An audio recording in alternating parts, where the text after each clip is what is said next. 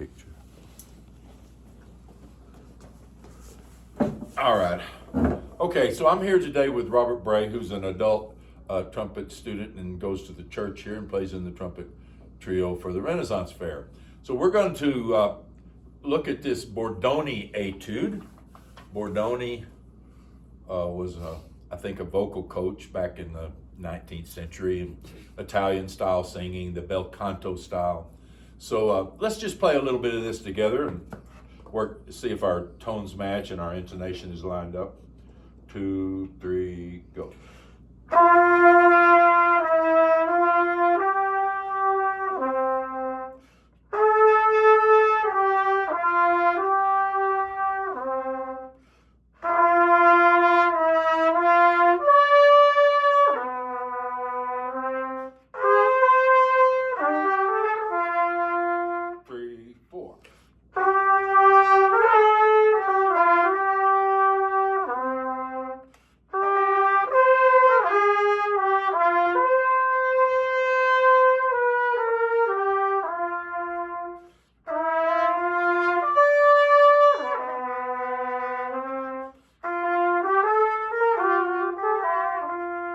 Misread that. Play that piano measure. And 1, 3, 4.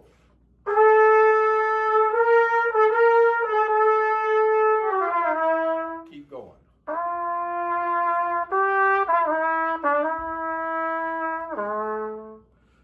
A little bit higher on that beat. Oh, sorry. I went down. I put the wrong measure. That's all right.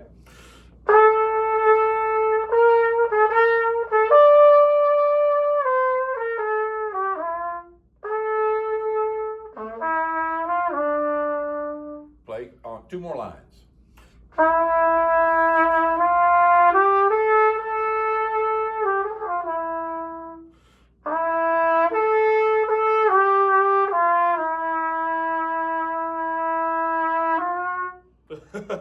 Keep going.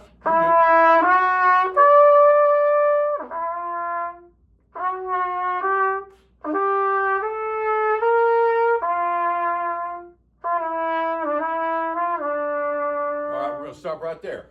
Now, after that, it goes back to the main melody. It's kind of like what we call the recap or the recapitulation. Okay. There's a few things in there that you're mostly playing really nicely. You have good tone, good pitch. We were very nicely in tune, I thought, when we started, and the lip slurs were good. Mostly in this type of a piece, you're trying to get as much of a vocal quality in your playing. Do you ever use vibrato at all? Have you tried to learn to put vibrato in your playing? Because it would take you to another level of, like, your listenability is good as it is, but it becomes much nicer when you have that little bit of I don't think flow. I've ever, like, formally or even, like, in a practice situation worked on my vibrato. Yeah, my band director used to say I had mariachi vibrato, which was just when I would get nervous, I'd go. Yeah, that kind of a twitchy. Well, you can do vibrato in a number of ways. Flute players will use a pulsation of the breath.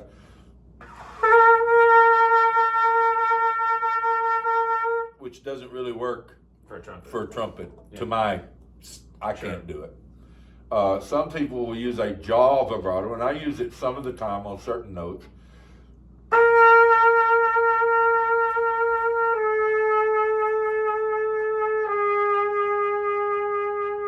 That sounds just a slight little wiggle of the jaw. Mostly, though, honestly, I use a hand vibrato.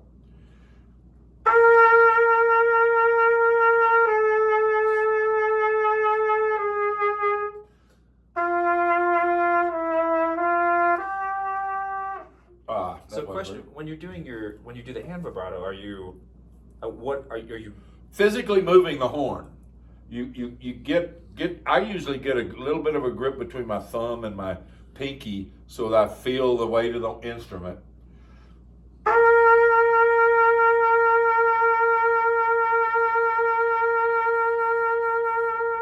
You can do it faster.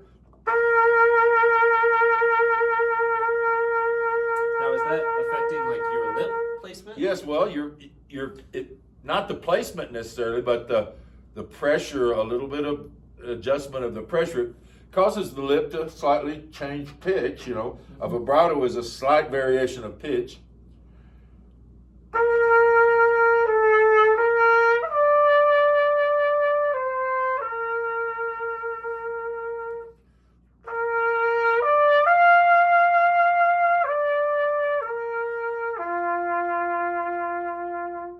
It just gives a little bit more of a vocal quality to your trumpet playing. Yeah. And it's try playing just a G, and feel between your thumb and your pinky, just feel the kind of the pressure of the instrument on your lip, and then just wiggle it a little. Yeah, like that. Slow it down a little. I think I end up doing a lip vibrato actually. Well, okay. It's been a long time. It could but be a combination That's what of it the felt two. just then.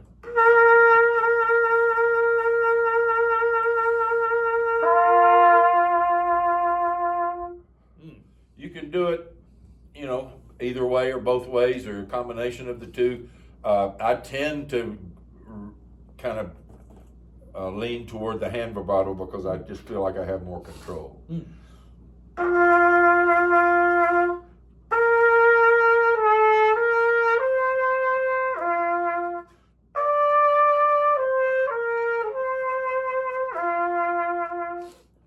That's just my preference. Sure.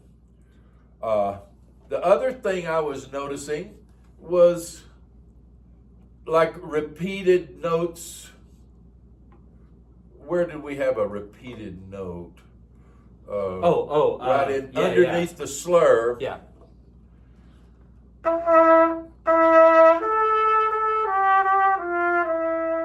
Just a very legato articulation of that repeated note. I think I ended up doing that also just because it feels so unnatural to do a slur. Right, yeah. You can't really differentiate those pitches if you don't. It doesn't feel articulate. right. No. So you have to put a little bit of a tongue in there.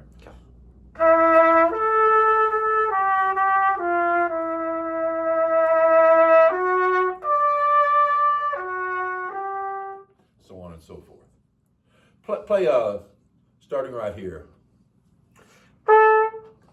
That's it.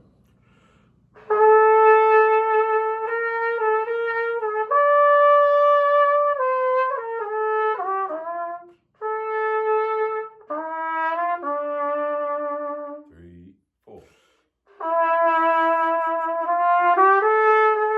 Oh, sorry.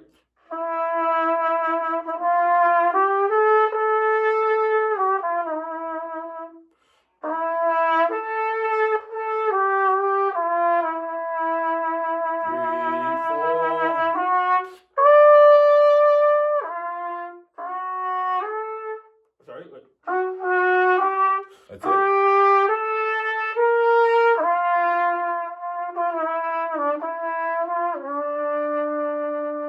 All right. Well, you were starting to get something going on with using. I felt a lot better. It felt a lot better. And it should be something that you, when you're playing a melodious, a vocalese like these are, selected from the vocaleses of Bordoni, you're trying to make your trumpet playing be like singing, if you were singing it. And he would be going, la, whatever the vowel that you would sing these vocaleses on, then you're trying to get that beautiful bel canto, the beautiful art of beautiful singing of the Italians into your trumpet playing. That's why we do them. Let me see if there's another one that I like, that I remember. Sure.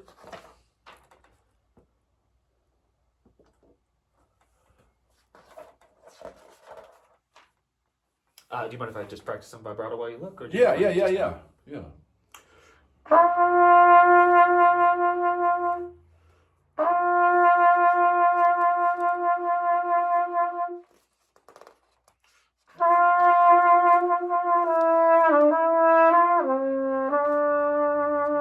That's really the best one for this type of thing. Sure. This one's pretty good, except it gets all chromatic. It's not It's a little bit harder sight reading. Start right there. The little grace notes. Let's work on those little grace notes for a second.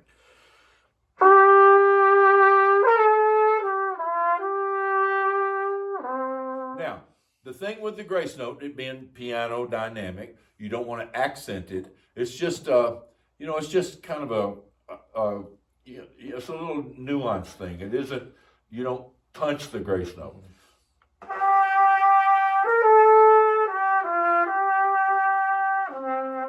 Barely Just give it there. a little bit of motion, but not accent.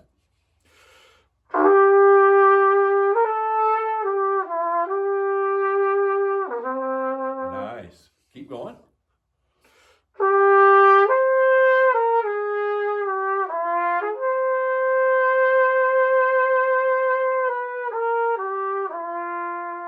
That was good. All right. Now, when you got to that D, you felt the need for the vibrato, and there it was. And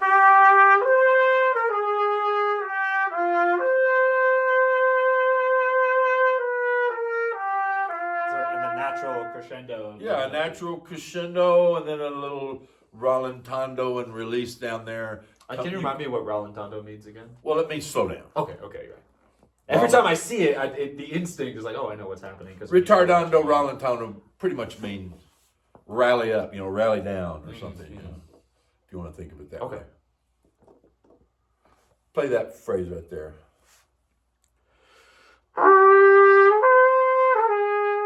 Might try it again. Yeah.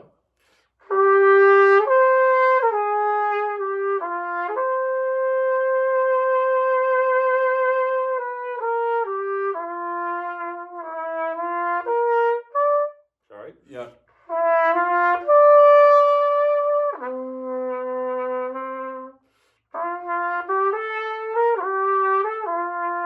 Now, if I can think of it before I do that phrase, where I go up to that E and down to the C sharp, I'm going to preset that trigger.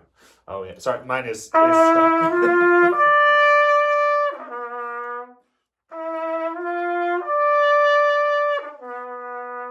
So I can get right down to the pitch that it needs to be. Otherwise, it does sound sharp. See, that's just if really my sharp. slide was greased up and working, I would take that advice.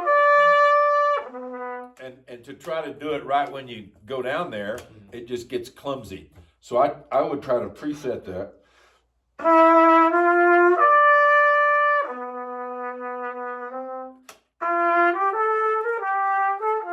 And that's not going to affect the other notes. No, it does not affect any of the notes that precede it Because after the breath. So as soon as you take that little breath, just kick that slide out. If you have, I've got the Mendez trigger that was on the Olds instruments of this era, which pulls it back for you and everything. So it's a little bit handier than the slide. Yeah, I'm not a huge fan. And you do have to get those things lubricated, broken in. Back in the old days, when it had that type of a slide thing on box, they never had any kind of spring-loaded trigger. So on a Bach, you always had to break that in, and we would do stuff like putting toothpaste on the tube and wear it down a little bit. I'm not kidding. Colgate. It was Colgate toothpaste because it had the most grit in it. I see. And you'd grit it down just a little bit, and then use anhydrous lanolin with a drop or two of valve oil and get it all smooth. Now they make the tuning slide oils, which are the right viscosity to have the motion and it be real smooth and it doesn't dry out.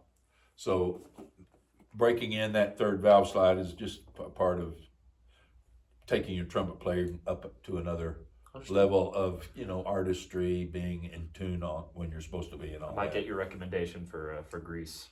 Well, I used for a long time. I used the Schilke.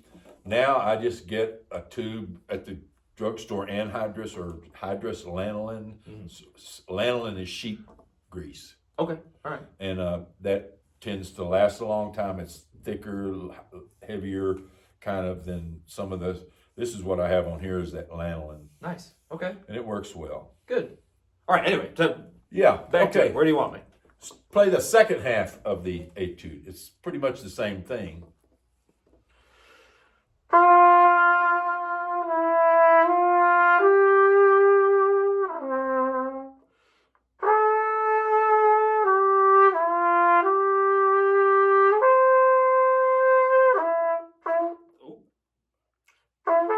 There it is.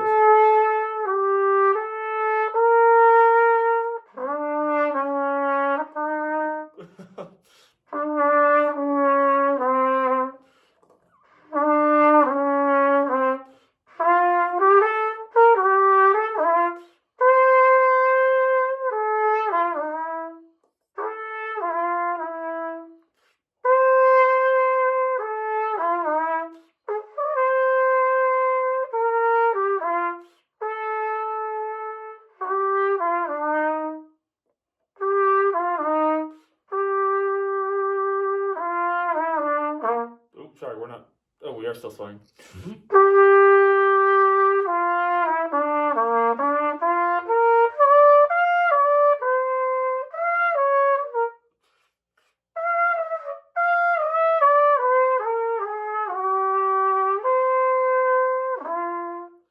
Okay, yeah. Now these little dots under the slur, of course, it is an ambiguous marking. You say, well, if you're slurring, how can you be staccato? And you know, it's kind of one of those interpretive things. You just kind of find this middle ground between pure slurring, pure legato. I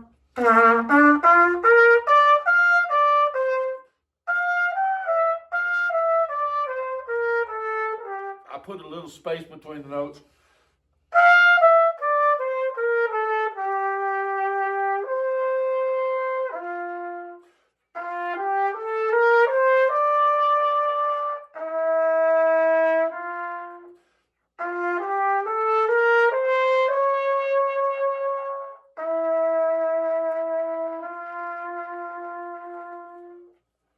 And remember, this F natural carries to that F natural. Yes. So start right here. Okay.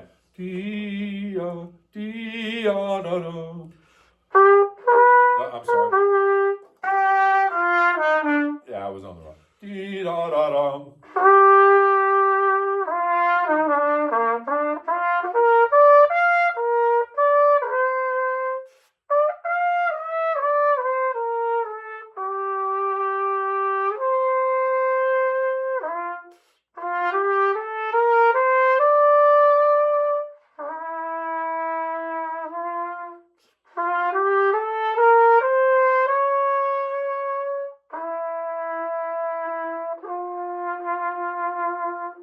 Okay, good. Yeah. Now that thing right there, I don't know. You know, I would just do it legato. Kind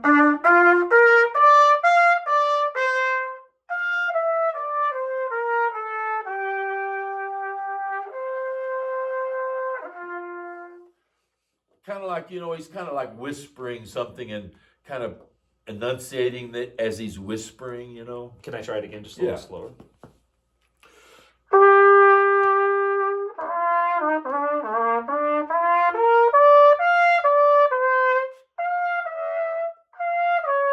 Sorry, but.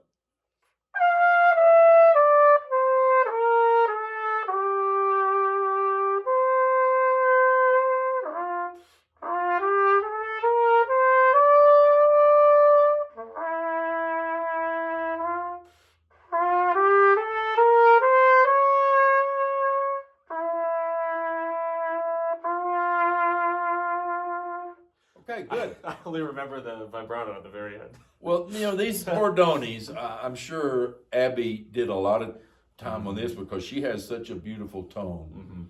Robert's wife is also a trumpeter that played in our trio as well. She did a bachelor's degree in trumpet at Baylor, right? Yeah. But you didn't, did you never take any private lessons or anything like that? Not since high school. Not since and high even school. then, it was maybe just 2 or 3 times. Well, you know, that her level of artistry, you know, the way she plays, beautiful tone, Very control, you know, this control of her flexibility is just really artist level. Well, you get that from doing these kinds of exercises. Because you have to put all that together. You put all that into these, right? All that doing lip slurs and drills and scales and chromatics and everything we do, breath control, long tones, the phrasing stuff, because each one, you see how long these slurs last a lot of time. You're going to the end of your breath.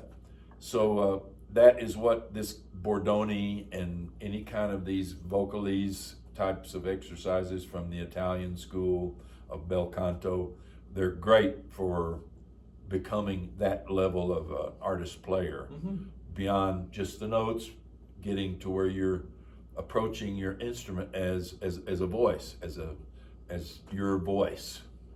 If you're a good singer too, and I consider singing in the choir just another extension of your general musicianship, and you bring that into your trumpet playing, and then your trumpet playing becomes, more like, your singing, or at least your sense of the musicality of what you're doing. Sure. Is more vocally oriented. All right, that's enough for today. I appreciate you doing this, and helps me out a lot. No problem. I learned something from this actually, which is very good. Well, in private lessons, that's what a teacher can do. They can be right there, very specific with you in a given place and time. What you're doing right now can be tweaked, and you can get a new idea of how to approach something. And where a lot of times in a big rehearsal with everybody in the room, you don't have anything that really addresses what you need right that minute, and that's what private lesson teaching does. The one-on-one instruction is much more focused on you and getting you to, tweak this, do this, get another idea here. Well, I guess let's say hypothetically, if I wanted to continue this past this point, what would you recommend for me to do for this piece? For this piece, get to know it better, get to know where all of those intervallic distances, for one thing. You've got these, that's like it's an octave, ninth, tenth. That's a tenth from a C sharp to an E is a tenth. It's going to be a minor tenth. So when you're doing tenths and ninths and arpeggiated interval things, it's about accuracy and knowing where you're going and how low or high. Just you would miss the interval a little bit just because you didn't know exactly. You didn't have it in your ear. Yeah. So get it to where it's in your ear, just like a song we sing at church. You have to do it a few times before you feel where it's going and where its resolutions are. Exactly. Yeah. And that is where you would improve it, because you have a real good tone. You always have a good tone. You can take that tone and take it to another level. Just put a little shimmer on it. Vibrato is like polishing the. Oh man, it was completely car, different. It felt and sounded completely different. Yeah, it does. It does. That when you do that, it becomes more like, you hear a singer and they're just singing the notes. Yeah, it's a little hard when they're just belting out the one note with none of that. The artist's control of their vibrato. That's what makes them sound great. Is when you hear them singing, oh boy, that guy's got a nice voice, and the vibrato is really what makes it be on that professional level. Got it. So okay, yeah, it's the same thing with any instrument. You don't want to hear a violin that they aren't wiggling. You don't want to hear an oboe that doesn't have a little vibrato in it. And you sure as heck don't want to hear a trombone. I'm kidding. All right, well that's it. Thanks very much, Sam. I really appreciate it. Yeah, Thank you. My pleasure.